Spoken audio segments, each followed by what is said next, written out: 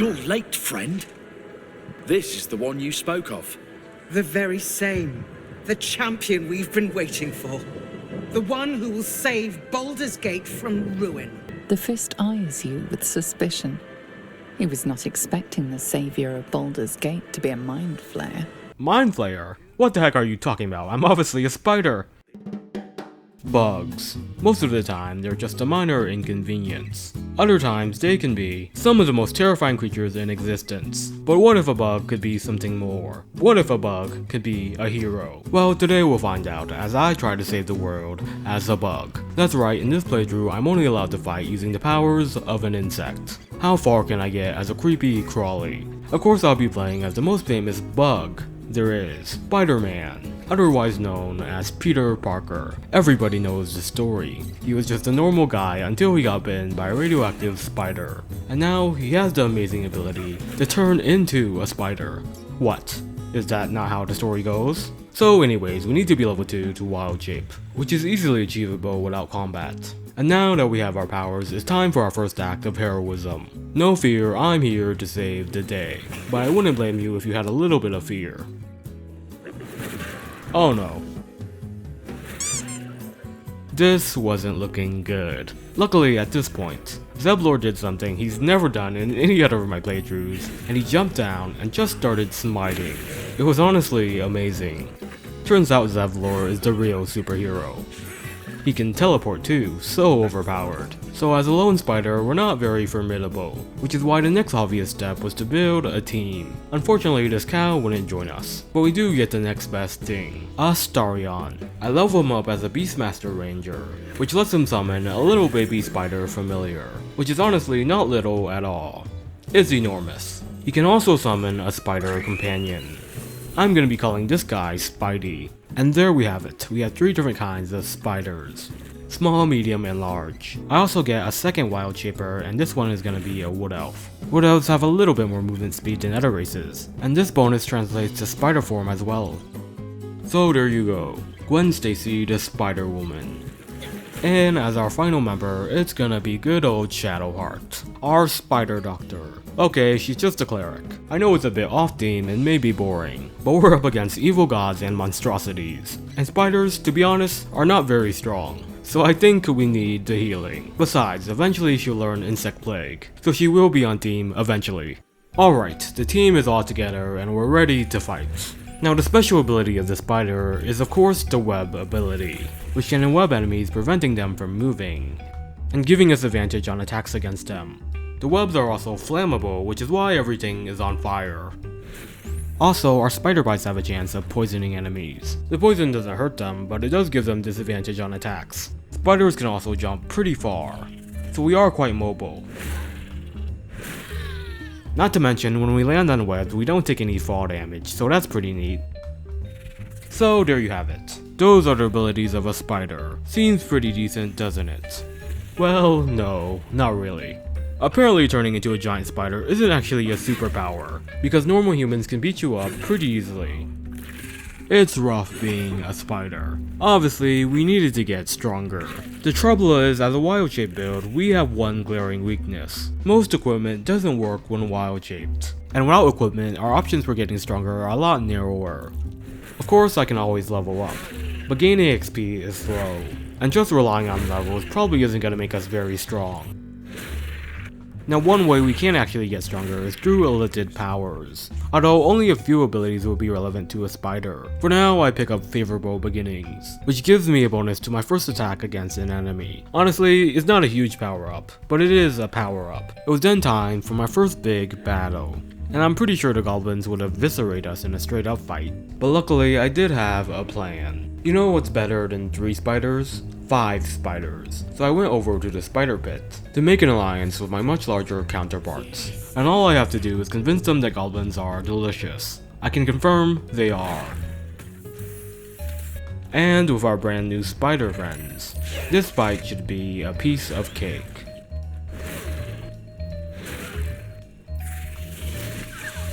I used my webs to spread around fire, which was actually pretty useful against the goblins. Overall, the fight was going pretty smoothly. However, I did encounter this one bug where one of my spider allies got stuck in place and wasn't taking any actions. Come on, do something. But even with one ally slacking off, the fight was still firmly going our way.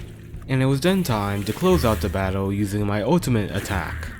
I had Gwen climb up really high, then I hit Priest's gut with a big old spider body slam. Victory! Where are they going? So even after the giant goblin massacre, our spider friends were apparently still hungry for more, and they went out in search of more violence. Oh crap, Ragzlin! I wasn't about to follow them to their graves, so all I could do was hide and watch in terror as my spider friends were slaughtered. This is what happens when a spider gets too greedy. From there I went ahead and dealt with Mindara, using the help of a rickety bridge. Then I broke a bear out of prison.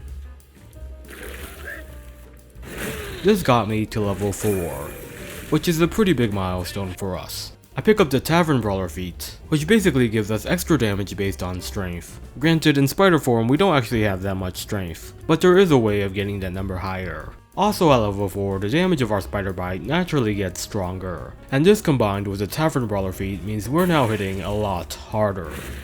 Wow, that is so much better. From this point I went around collecting some items. First I pick up the Falar Lu from the Underdark.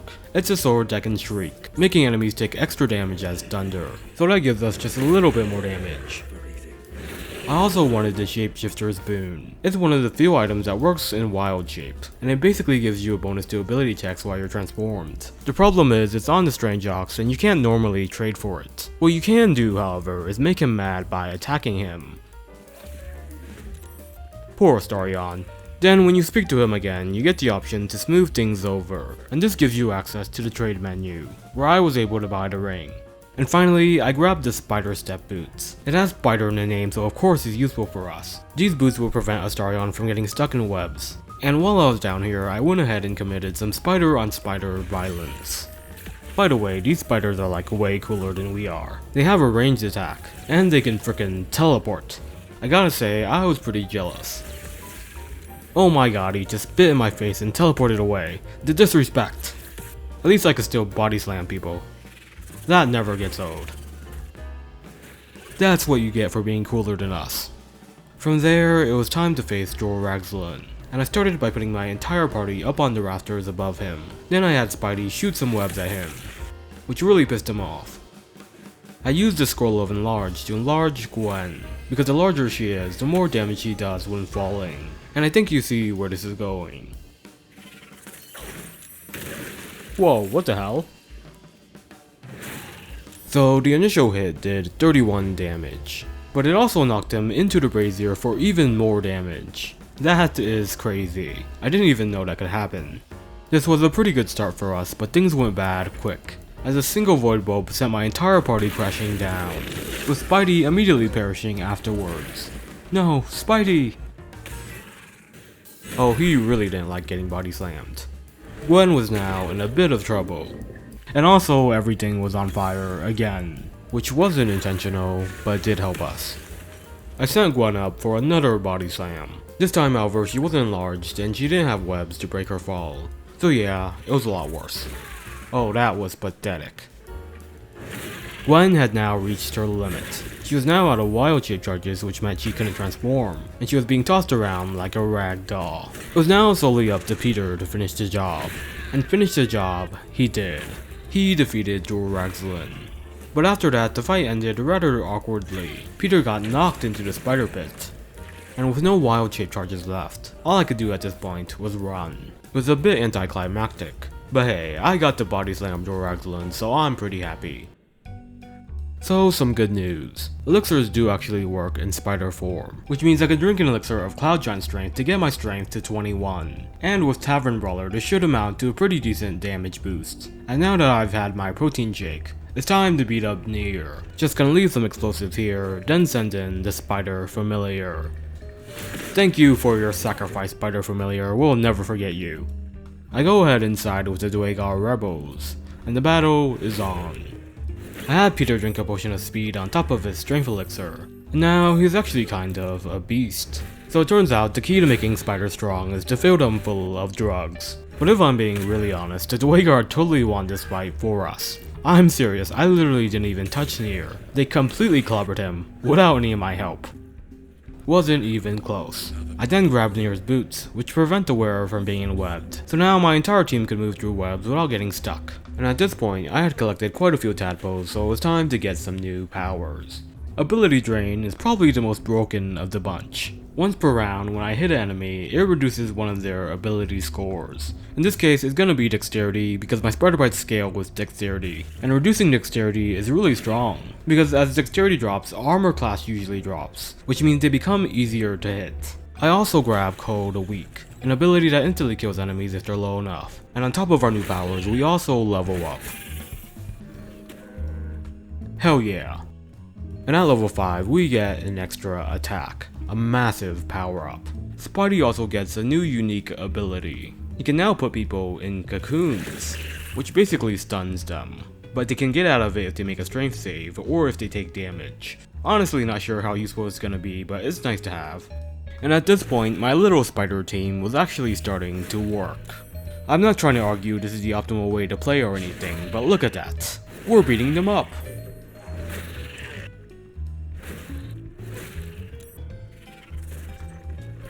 Ooh, that was good. I didn't realize I would be body slamming people so much when I started this playthrough. Now, before entering Act 2, I wanted to grab the Blood of Lathander. I'm not gonna get into the nitty gritty of the quest, but basically the Blood of Lathander is a powerful mace that emits a light that blinds the undead and fiends.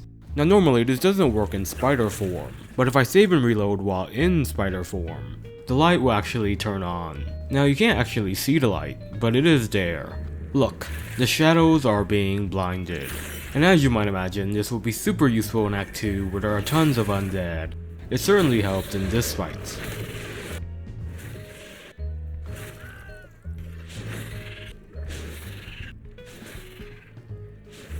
Oh my god, this guy is untouchable! Try getting out of that. Pathetic. I hate this guy.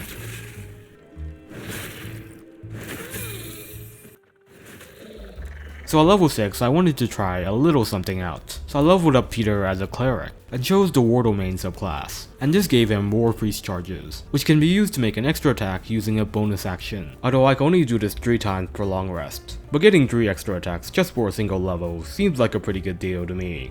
And with that little power up, I was ready to face Karnus. He's half spider, half man. Almost like a Spider-Man.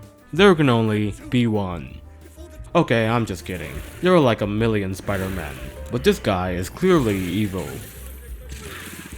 Peter took out his entourage pretty easily, but Karnus himself was quite the beast.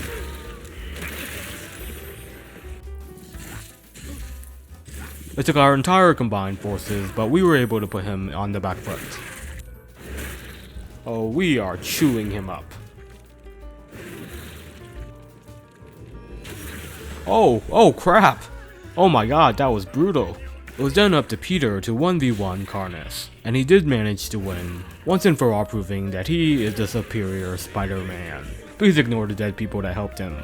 So it was around this point I said goodbye to Gwen. And no, she hasn't done anything wrong. It's just, as a hireling, she can't use the limited powers, and that's kind of a huge downside. So I replaced her with Karlach, and filled our new friend up with tadpoles. And there we go, a new and improved Spider-Woman. I do feel bad abandoning Gwen, but the limited powers are just worth it. I mean, ability drain is just bonkers. I mean, look at what we're doing to this giant spider. I ended up draining 9 dexterity from it. That is insane. Alright, she's down. I think that makes me the strongest spider in the game, by process of elimination.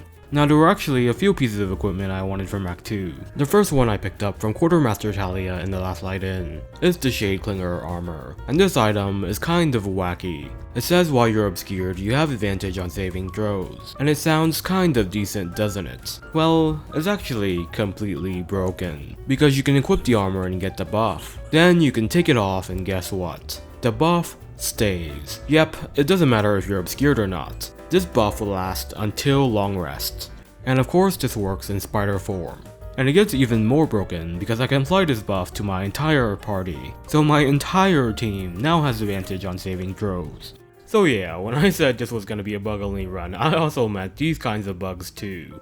Also, there are these pair of rings that let you use Warding Bond. And Warding Bond is a spell that basically gives somebody resistance to all damage, which is extremely powerful. The drawback is, when they get hurt, the caster also gets hurt. Nonetheless, this is a very important spell, because as you might have noticed, our spiders do not have a lot of HP. It's honestly extremely low. Alright, at this point, the only way to really get stronger was to level up, and I wanted to be at least level 9 before facing the big bad. So I went on a bit of a boss rush. However, I didn't do that much fighting, because as you might know, the bosses of Act 2 are famous for their self-destructive tendencies, so that certainly made things easier. Oh, and if you're wondering why Peter looks different, he's just disguised. That way he gets the bonus from the Shapeshifter's boon. Unfortunately, unlike the others, Balthazar couldn't be defeated through dialogue, so I had to be a bit clever to deal with him. First, I got rid of the skeletons in the room before Balthazar. Then I sent most of my party into hiding, except for Astarion. He was going in to pickpocket Balthazar. I probably don't want him having a speed potion. Then, after going through Balthazar's pockets, I had Astarion run for his life. I wanted to get as far as possible before Balthazar realized. And eventually he did notice the missing potion and turned hostile. But the thing was, he was the only one turning hostile. The rest of his buddies did not join the fight. So I just lured him away from his friends, and into mines. And the trap worked perfectly. He had fallen straight into my web, where he was devoured by spiders. Alright, at this point I was honestly still pretty far from level 9, so I spent a good few hours grinding for experience. Okay, maybe it was more like 7 hours. It took a really long time. But finally, during the siege on Moonrise, we hit level 9. Jaheira was also getting hit, and she survived on merely 1 HP. That was close. But we won the fight, Jaheira's alive, and most importantly, we're level 9. And now I could do something I've been waiting to do since the beginning of the playthrough. So I respec my spiders, with 5 levels in Druid, so they at least get the extra attack. Meanwhile, the rest of the levels go into Ranger, because I'm becoming a Swarm Keeper. That's right, I'm going to be a spider that has a swarm. I can choose between bees or moths. Jellyfish don't count, they're not bugs. And basically, once per round when I land a hit, the swarm can do 3 different things. I can have the swarm attack with me, the moths do psychic, but the bees do piercing damage. I can have the swarm teleport me, and finally each swarm has a unique ability. The moths can blind enemies, but the bees knock them back. So there you go. I'm a giant spider that has control over moths. I have no idea if this build is any good, but this is what I'm doing. Also at level 9, Shadowheart learns Insect Plague, so now she can finally do some damage. About time. Alright, before facing Kefric, I go into his room and read his private letters. But I'm not just being nosy. Doing this will make the persuasion rolls against him much easier. And now it's time to battle. I go ahead and take out the caster right off the bat. However, dealing with Kefric himself isn't gonna be so easy. He's resistant to piercing damage, which happens to be, well, most of our damage. Which is why I was hoping Daemalin would carry us. She's, not so reliable.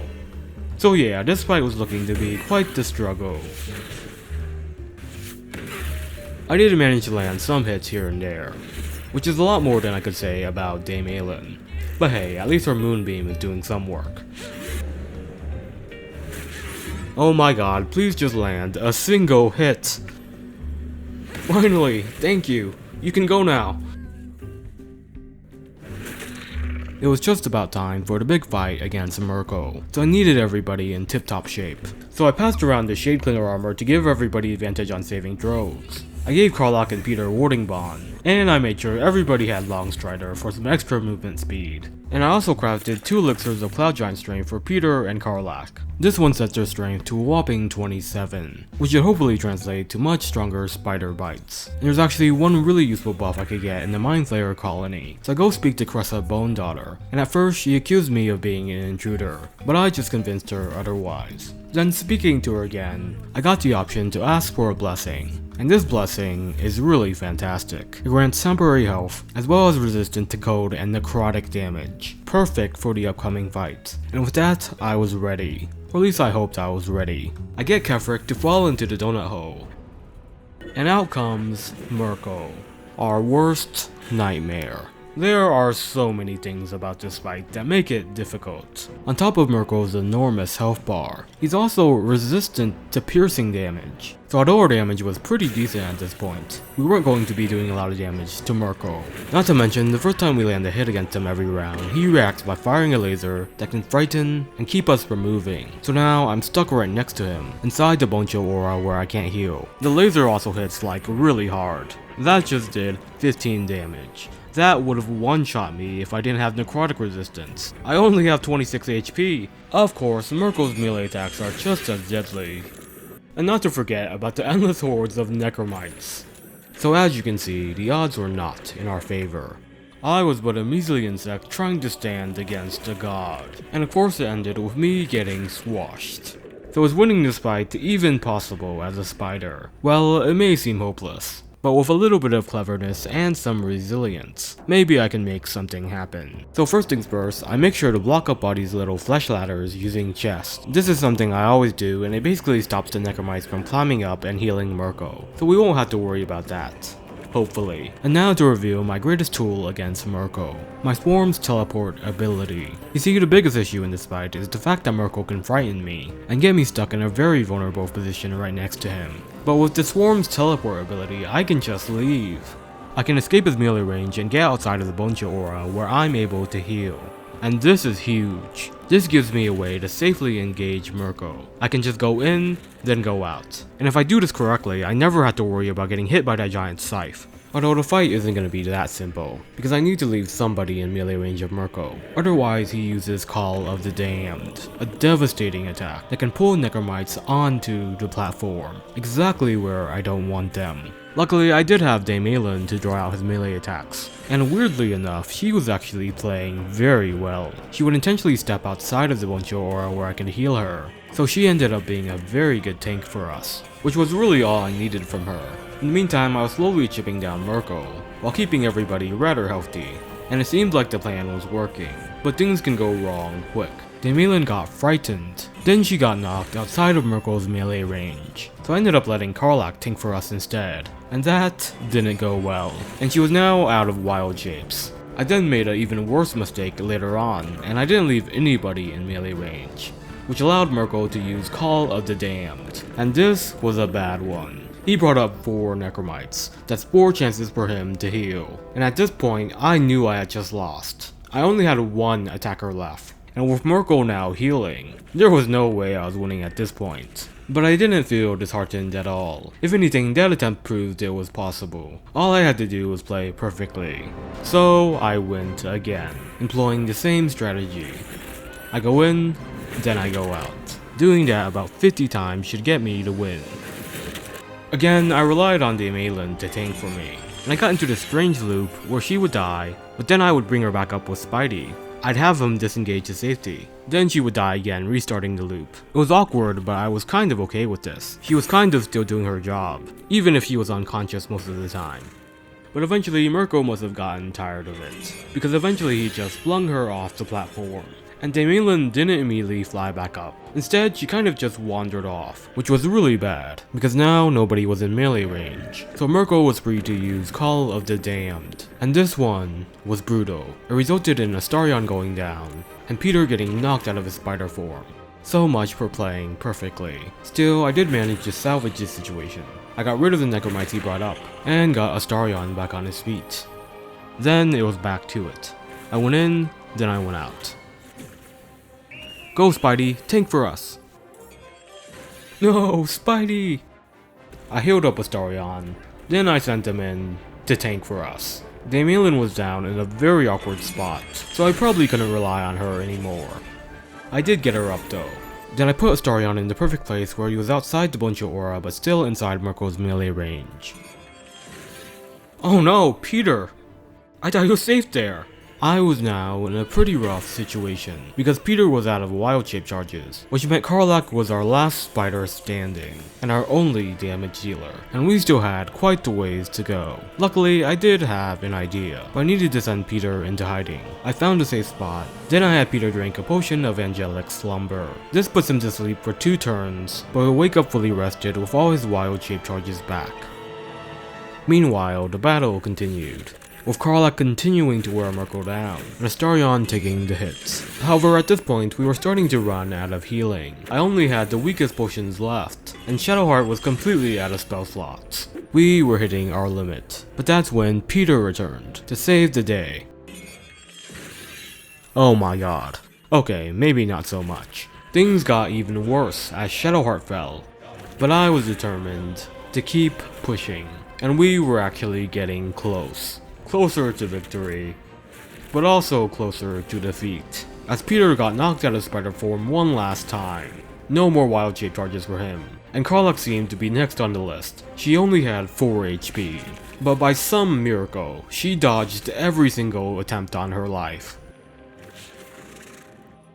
Oh my goodness. I healed her up. 23 HP. He only had 23 HP left, yet I was terrified. I struck him once, then I struck him twice. It wasn't enough, but I had a backup plan. A speed potion would grant an extra attack. It missed, but I had a backup to that backup. A second speed potion. I made the third attack, and the battle was over. We had done it. Us, mere insects, had stood against the power of a god. I was so relieved. From there was on to Act 3, but first I had to fight some Githyanki. Just gonna hop right through here. Now this fight really wasn't too bad, mostly because of a bug. For some reason their key explosions weren't doing any damage to us. So once again, the power of bugs was helping us win battles. Here, I decided to evolve, although there was really only one power I wanted. Free cast, which lets us cast a spell for free. Pretty self-explanatory. But it also works with wild shaping, so you could think of it as an extra transformation. And here we are in the city. This is where Spider-Man thrives. And I'm not kidding, this is where the game gets easy. Because there's one item that's gonna completely shift the balance of power in our favor. We just have to do a little bit of work to get it. So I head to the Facemaker's Bouquet, and I'm here to fight Delore. He paralyzed 2 of us right off the bat, so the fight was a bit of a struggle at the beginning. But I managed to bounce back pretty well. At this point I was level 10, so I was able to attack 3 times per turn, which really helped.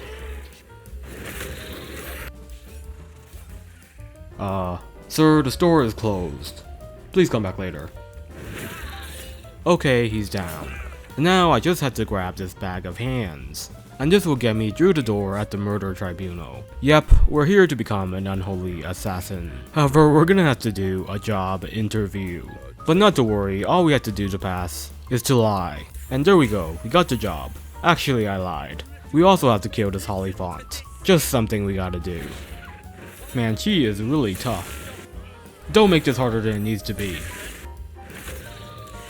We got the job. And the main perk of being an unholy assassin is that you get access to this exclusive merchant who sells the Baldur armor, an armor that makes enemies vulnerable to piercing damage, which happens to be all of our damage. Now of course this item doesn't usually work in spider form, but we can use the same trick we do with the Blood of Lathander. We save and reload, and bam, there it is, the Aura of Murder.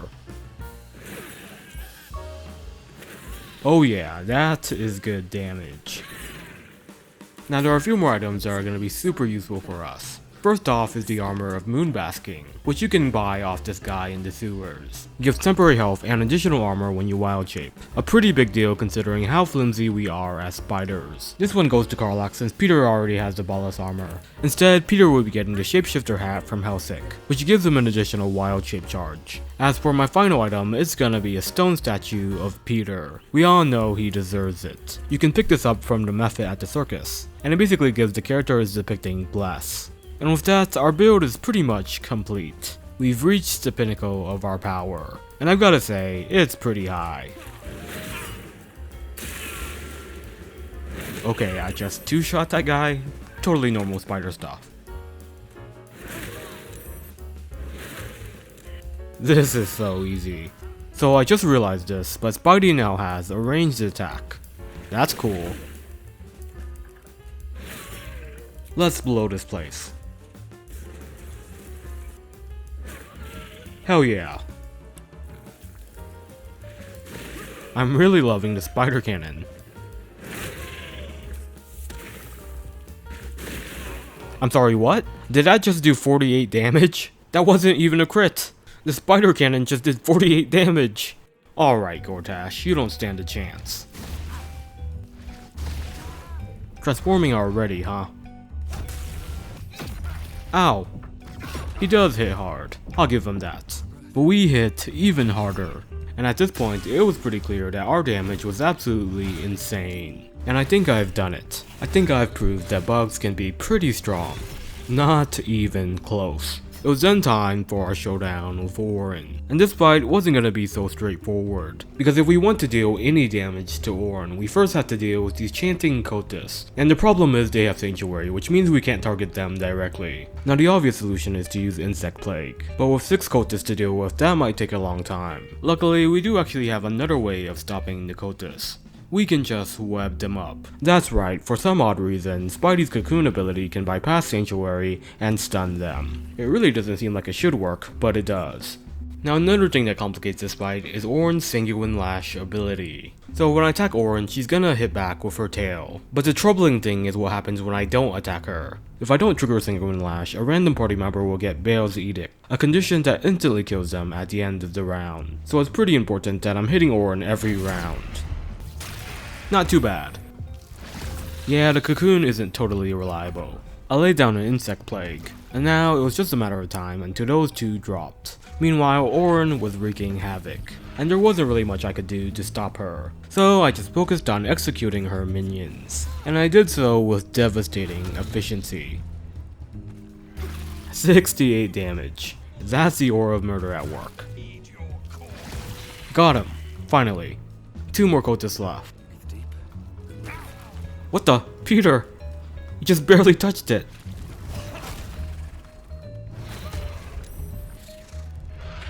Oh no. So Peter was now all out of wild shape charges, but he did still have free cast, so he had 1 transformation left. And this is where I made a huge blunder, because this turn I failed to attack Orin, which meant Ball's Edict ended up on Peter, which meant he was about to die. This was terrible, because even though I had the option of reviving Peter, he wouldn't have his spider form, he'd just be some useless normal dude. So I needed to preserve Peter's life somehow, and you can't actually cancel Ball's Edict if you kill something. And I was so desperate I actually considered killing Spidey. But then the answer came to me, in a flashback. You see, at the very beginning of the game, I picked up a spider sack. Then I completely forgot about it for the rest of the game until now. I had Astarion throw the spider sack at Peter, and it spawned a bunch of little spiders for me to kill. And just like that, Ball's Edict, no longer a problem. The last cultist eventually fell, then it was open season on Orin. We chewed through her unstoppable stacks, with even the little baby spiders helping.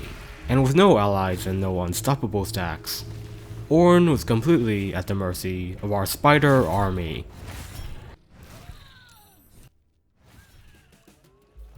Oh, she's going in for a kiss. It was now about time to wrap up the game, but first I had Peter transform into a full Elithid. This gives him permanent Mind Sanctuary, a passive that makes actions and bonus actions interchangeable, and this is extremely powerful. It lets him do, well, this.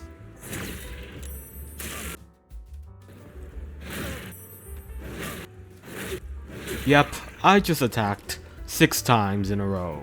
That is crazy. And that wasn't even me at full power. I still had the option of drinking a potion of Cloud Giant Strength. And you know what, I'm just gonna skip to the end. You get the point, the spiders are strong. And also the video is getting a bit too long. So there you have it. The Netherbrain really didn't stand a chance. I am honestly amazed. I really thought I would be struggling through every stage of the game. But it turns out, if you build it right, bugs can actually be pretty strong. Well, that's it for the video, thanks for watching.